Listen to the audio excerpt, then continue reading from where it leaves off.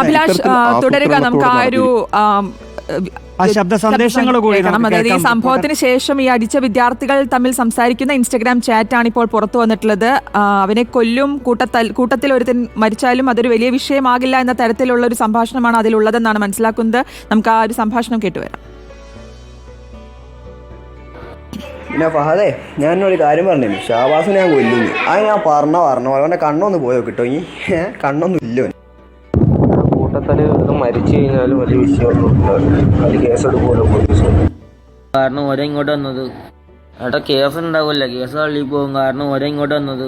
പിന്നെ അതിന് ഇവരൊന്നും ഇല്ല വെച്ചാൽ നാഫീനല്ല വെച്ചത്. 2 ദിവസം കേട്ട അത് മാത്രമല്ല. അഭിലാഷ്, 15 വയസ്സ് മാത്രമുള്ള കുട്ടികളാണ് ഇങ്ങനെ പറയുന്നത്. അവനെ ഞാൻ കൊല്ലും, അവൻ മരിച്ചാലും കേസ് ഉണ്ടാകില്ല, കേസ് തള്ളിപ്പോകും എന്നൊക്കെയാണ് ഇവർ പറയുന്നത്. എന്ത് ക്രൂരമാണല്ലേ ഇത്?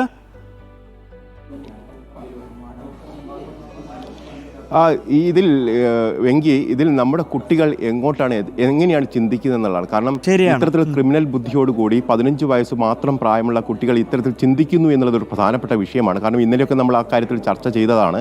കാരണം 15 വയസ്സ് മാത്രമുള്ള ഒരു കുട്ടി തോളിൽ കൈയിട്ട് നടക്കേണ്ടുന്ന ഒരു സഹപ്രവർത്തനം അല്ലെങ്കിൽ സഹപാഠിയോട് മുട്ടായി കൊടുത്തൊക്കെ സൗഹൃദം പുതുക്കേണ്ടുന്ന കുട്ടികൾ അവർ പരസ്പരം കൊല്ലാൻ പദ്ധതി ആസൂത്രണം ചെയ്യുന്നു എന്നുള്ളതാണ്.